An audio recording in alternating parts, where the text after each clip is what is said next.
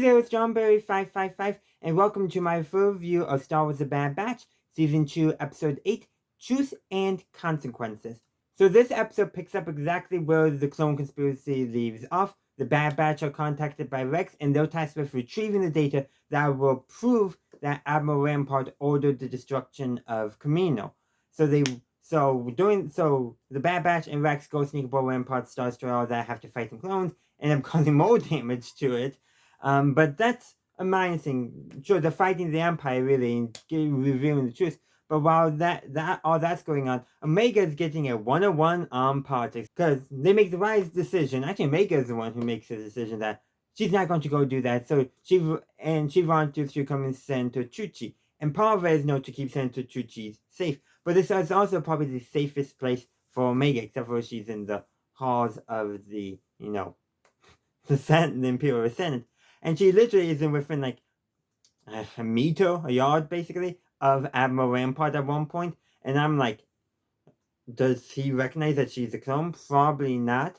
But she also gets to meet Bail Organa. And actually then the Center for Kamino, who's now been disgraced. Basically sounds like the Empire used Senator Bonteri. No, that's a different character. The Senator from Kamino used her as probably a scapegoat for some misappropriation of funds, which actually was Rampart who misappropriated. But all that's going on, and Bail Organa's house was the one who advised Senator Chuchi to talk with the former senator from Kamino.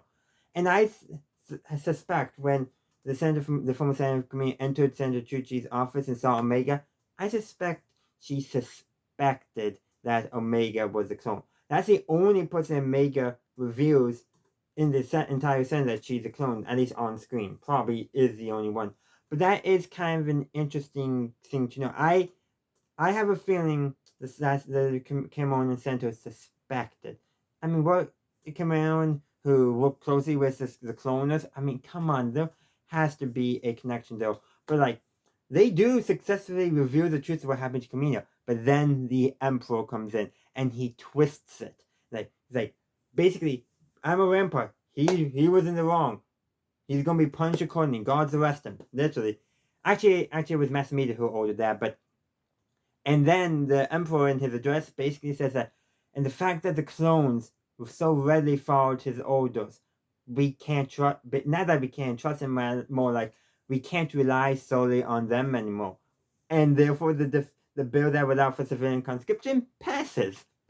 Seriously. Like the Emperor twists it. So kind of like I was suspecting, it was not going to be a happy ending, but I kind of like how, it shows the evil machinations of the Emperor. So in the final scene before the Bad Batch leave, they're talking about how they played right into the Empire's hand. The Emperor wanted them, in their estimation, to do this. Now, I suspect whether somebody revealing the truth or not, the Emperor was going to get his way no matter what. But he was able to use both of those scenarios and twist them to his own benefit. And then the most shocking reveal is that Echo is staying with Rex to fight the Empire and help the clones out. Which, this is a very sad thing for Omega. But also in some ways, it's important for her to learn that sometimes some things just need to have been, you just have to do them because it's the right thing to do. It's probably going to take her an episode to process this.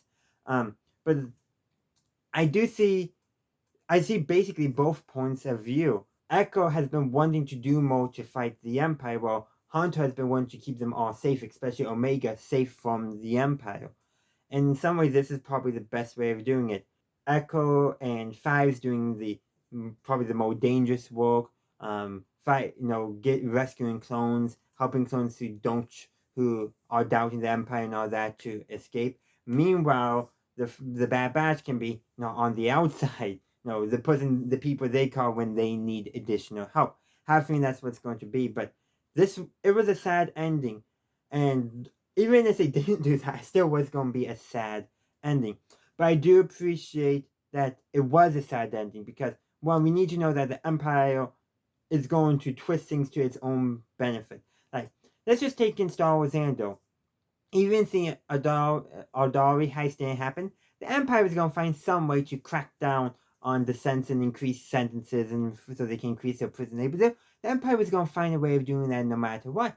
The Empire just conveniently took the excuses, took an act of uncertainty as an excuse. The point is, the Emperor is always going to find a way to twist those things to his benefit. He's a master planner. He orchestrated the entire Clone Wars, after all, which I'm glad that they did acknowledge in this episode. So it makes sense. He's a mastermind manipulator. So he's going to manipulate things to be his favor. Of course, eventually, as we know in the original trilogy, things are not. He's eventually not going to be able to manipulate everything, and that's going to cause his downfall. His overconfidence in his ability to manipulate. But right now, nobody is able to outwit his maneuvering. Bail Organa, you can tell, is doing his best, but even still, they can't.